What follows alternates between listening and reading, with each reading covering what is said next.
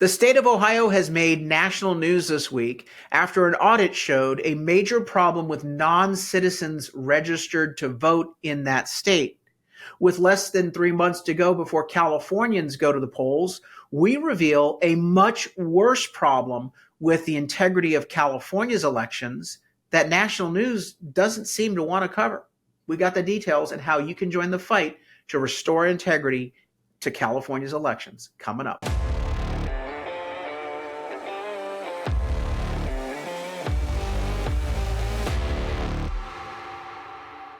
I'm Carl DeMaio, chairman of Reform California, and there's a national story out this week.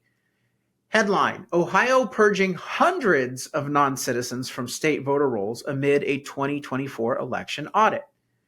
Ohio officials say more illegal voter purges may come before Election Day. The audit was directed by the Ohio Secretary of State, Frank LaRose. And he says he's purging these non-citizens from their voter rolls because an audit uncovered at least 499 individuals registered to vote but were not U.S. citizens.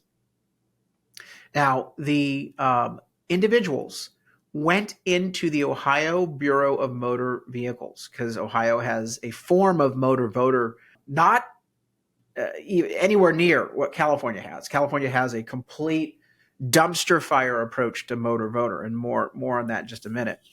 The problems with California's elections, but the individuals who registered to vote, either knowingly or unknowingly, suggested that they were citizens, and so LaRose's office found through the audit these 499 and said we have to purge these people, and that there are clearly issues with the existing system if these many people are allowed to register to vote. Now, Democrats are coming out saying, well, 499 out of some several million voters, that's not a lot. That's not a big problem. Audits find only a fraction of the problems. That the problem is much more widespread than the actual isolated instances of non-voters. And so now the Secretary of State has suggested that any individual that's taken off because they can't verify their citizenship status will still be given a ballot, but that individual now has to prove that they're a citizen before the ballot is counted. Again, he's trying to be as reasonable as possible, saying, look, we don't want to disenfranchise people. We want to make sure that they know that if they want to vote and they're legitimate, we'll let them vote, but they got to prove their citizenship status, because right now we can't confirm that. And by the way, they compared the voter rolls to something called the systematic, it's a federal database, Systematic Alien Verification for Entitlements database. It's called the SAVE database. And this database is available to any state that wants to use it to do these sorts of audits of their voter rolls. California doesn't want to do audits of its voter rolls. More on that in just a minute. So this is not just an isolated incident. In May, Ohio had already removed 136 non-citizens from voter rolls as they were going through a similar review, internal review, using just state data.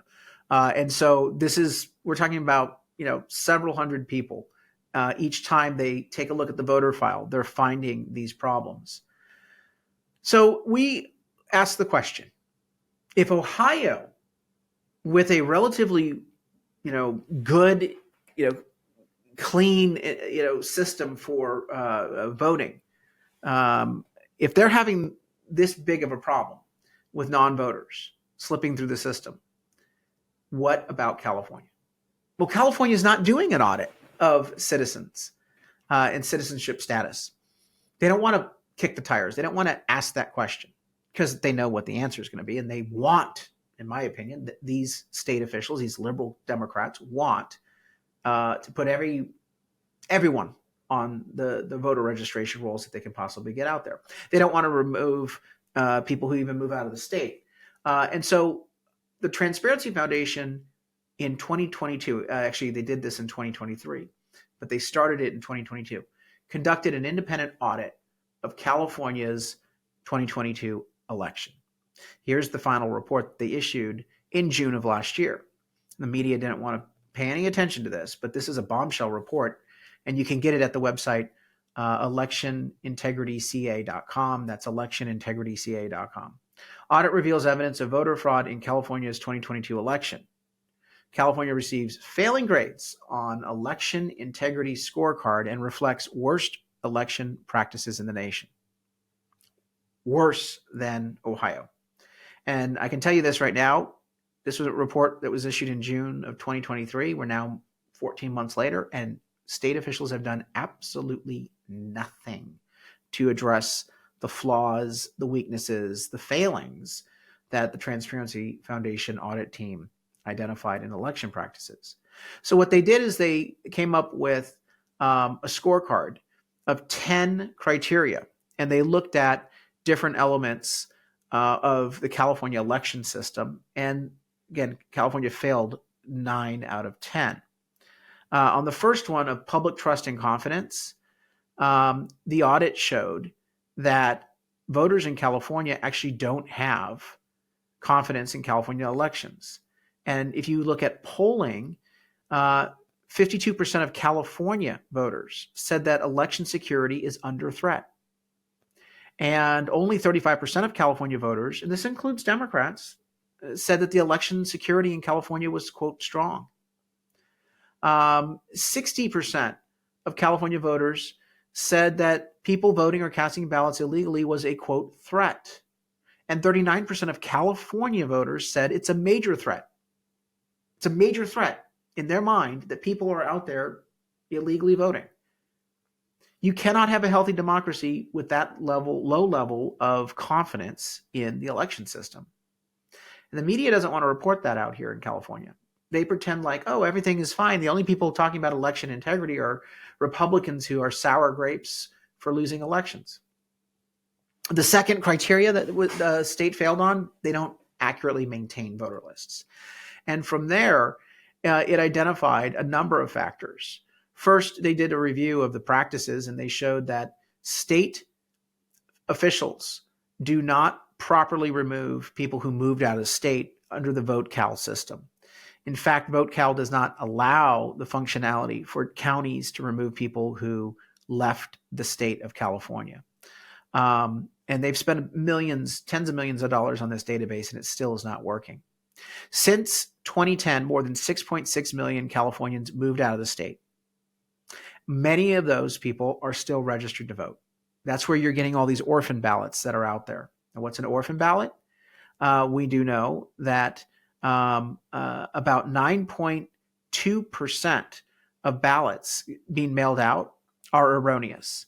Most of those are from a home receiving a ballot for someone who doesn't live there or has never lived there. The other problems are duplicate and triplicate ballots, as well as ballot for dead people. But the main issue is that people are getting ballots for other people who no longer live at that house. That's because we don't properly purge people who move out of the state. And those orphan ballots are then out there. Very bad list maintenance in the state of California. And so there are a number of other ways that the audit team showed that there were erroneous ballots for people who moved. For example, when they checked the voter rolls against the National Change of Address database that the Postal Service has, they found a pretty significant projection of 64,000 individuals in California. Remember, Ohio was talking about several hundred people who are non-citizens who were registered to vote. How about 64,000 people, at least, just looking at the Postal Service data, who have moved out of the state and are getting ballots for old addresses? So that is another failure of the California election system. The next item that we saw, verifying the identity of voters, it's a fail. They don't do any sort of voter ID in California, and the signature verification rules are completely inadequate. We can see this in terms of the mail-in ballots and a wide disparity of rejection rates for bad signatures. So, for example, in Sacramento, their staff only rejected 0.24% of ballots for a mismatched signature. San Joaquin County rejected 2.18. That is a major difference. And so we have to conclude either Sacramento voters all have perfect penmanship, much better than San Joaquin, or Sacramento is doing a lousy job of looking at the signatures and verifying whether they match. When you have this much of a fluctuation and disparity between different counties in terms of the percentage of ballots that are pulled because of bad signatures, what it means is the regulations are not clear and they're not followed in every county, and that's a problem.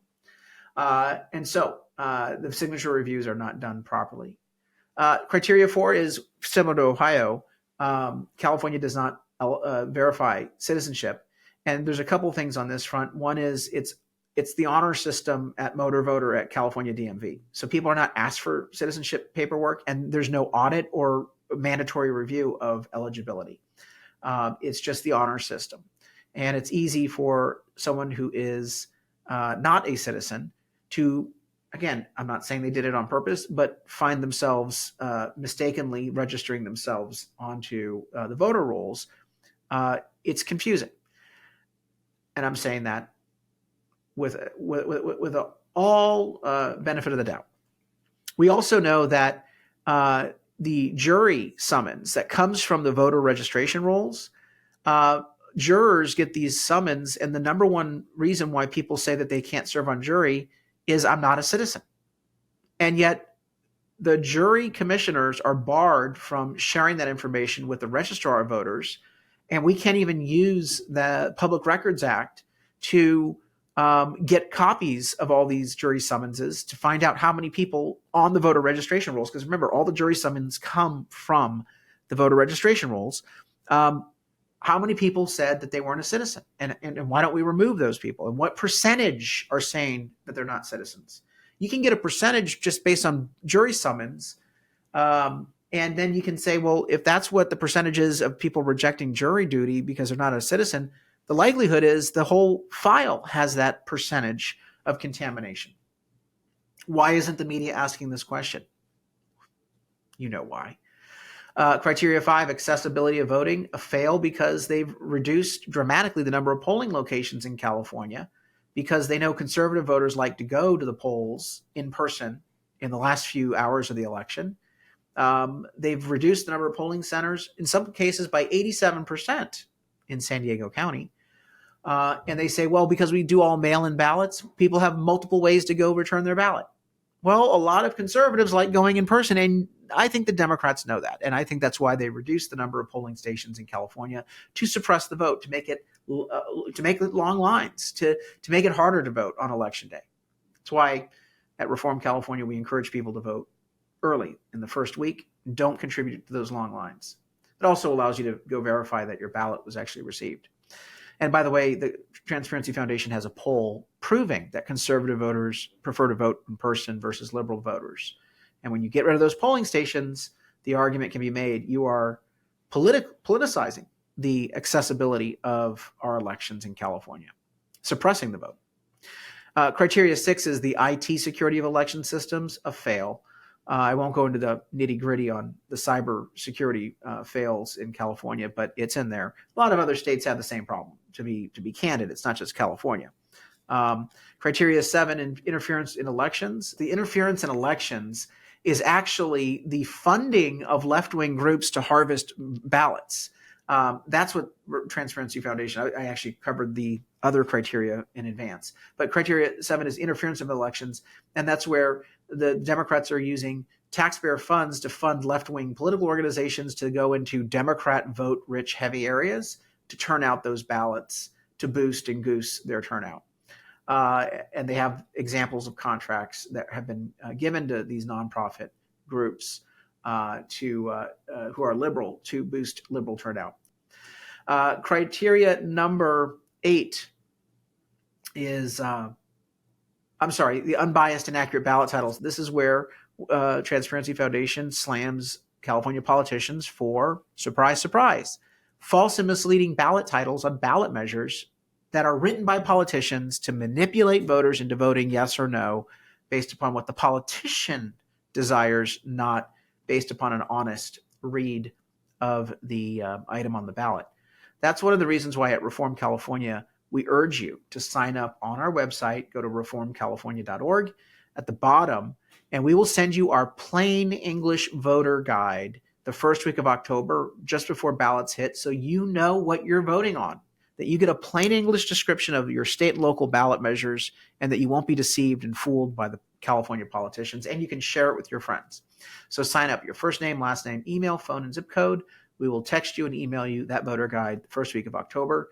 If you're not on the list, you don't get the voter guide. So please do that at reformcalifornia.org. Criteria 9, individual ballot tracking and curing. That's actually the only criteria California passed on, because they actually do have a good ballot tracking system. And we promote this at Reform California. We want every voter to track their ballot. We want them to verify that their ballot was received and counted. The peace of mind of knowing that you are counted and that your ballot was not disenfranchised, that you weren't disenfranchised. So we do give credit where credit's due. And then finally, criteria 10, post-election auditing. Like Ohio is doing audits, California is not doing the level of audits and the needed type of audits to ensure that we catch the weaknesses, the lack of internal controls, the problems that we just went through. Transparency Foundation did an outside audit, but they had limited access to information. They still did a phenomenal job. And so I encourage you to check out the full report at electionintegrityca.org. That's electionintegrityca.org. None of these problems have been addressed. At least Ohio, based on that news story that we started with, Ohio is actually doing its best to try to audit and clean up and improve internal controls. That's not happening in California. So you ask, what can we do? First and foremost, help me get my voter ID initiative on the ballot. We are working hard to raise the money and recruit volunteers to collect the signatures, to place this initiative on the ballot at a future election, to require voter ID. That is the number one reform we can do. It also requires audits. It also requires that citizenship be verified. So all of the stuff that we just covered really is embedded in that election integrity initiative. But the other issue is that we do have a program where we are training workers to go get jobs inside the election office. And we have a pilot project that has been phenomenally successful in improving the integrity of the election in local county offices by increasing the due diligence on signature reviews. That is absolutely paramount that we do the signature reviews because that's where most of the ballot harvesting schemes have been, I believe, tainting the integrity of the election. And so check that out at electionintegrityca.org, electionintegrityca.org. We have information on how you can become a trusted election worker and be part of that program. Look, our election is not secure. The integrity is devoid. There are major problems. I think politicians like it this way, the liberal politicians. We need to demand better. We're not going to fix all the problems in the next 90 days of this election, but we can never give up this fight until we achieve our mission of restoring trust and confidence in every state's elections.